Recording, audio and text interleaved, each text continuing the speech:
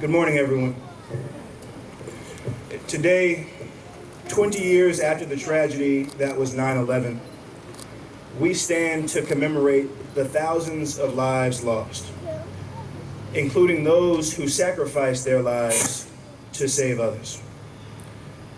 We honor our friends, our loved ones, our first responders, and those we did not know.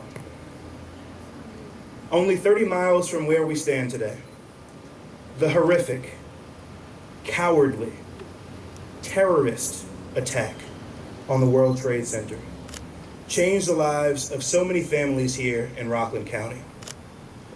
We lost mothers, fathers, daughters, and sons. And 20 years later, we are still mourning. Mourning the heroic first responders who bravely ran into those buildings to rescue others.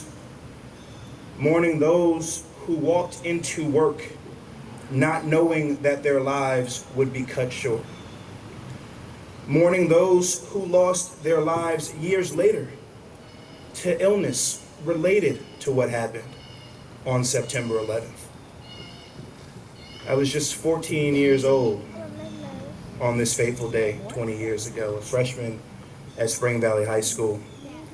I remember being in my second period earth science course, listening to a vague announcement over the loudspeaker, and then listening to Mr. Burroughs' radio and trying to comfort my classmate whose mother worked down by the World Trade Center.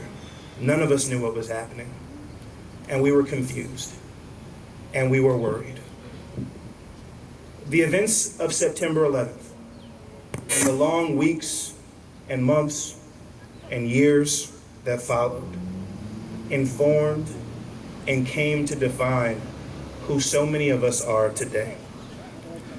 We came together to support one another, to provide comfort to those in need, and to stand united against hatred, extremism, and terrorism in all of its forms. 20 years later, the pain that we felt on that day remains fresh.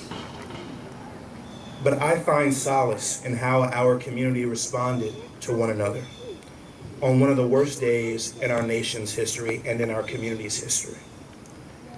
May we embrace that spirit of unity and of strength again today, and may we always remember each and every one of the beautiful lives stolen from us far too soon. Thank you, and may God bless America. We'll now have the reading of the names